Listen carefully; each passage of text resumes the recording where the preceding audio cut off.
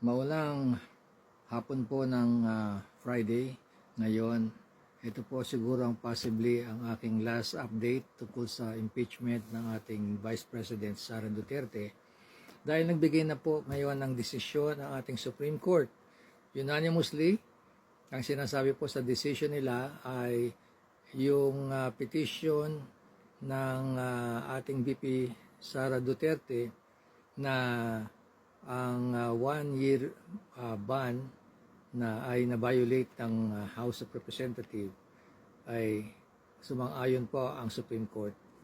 At sinabi po ng Supreme Court, kung sakali na magkakaroon ulit ng impeachment complaint na ipafile sa Senado, ito po ay mangyayari sa February of 2026 pa. So, sa ngayon po, masasabi natin na wala na ang impeachment.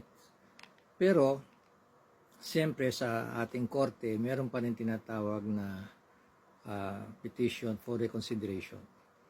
Kaya hindi natin malalaman kung magpa-file sila ng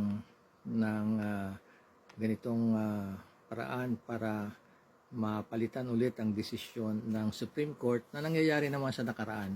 Napapalitan din ng Supreme Court ang kanilang decision pagka nagkaroon sila ng final decision. So, tignan po natin. Sa ngayon po, hindi natin alam kung tayo matutuwa o masisiyahan.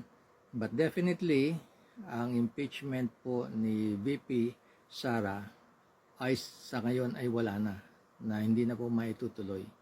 Dahil yun na po ang katapusan ng reklamo ng House of Representatives na ma-impeach ang ating Vice President Sara Duterte.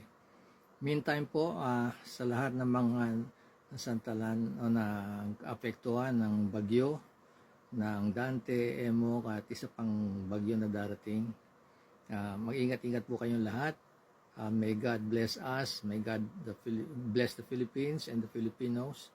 Pagdasal po natin ang mga tao na naapektuhan talaga, nawalan ng buhay ang mga kasama nila, mga nawalan, nasiraan ng mga kanilang mga properties, at yung iba po ay talaga nawalan ng bahay, iba ay may mga hindi pa nakakakain hanggang ngayon.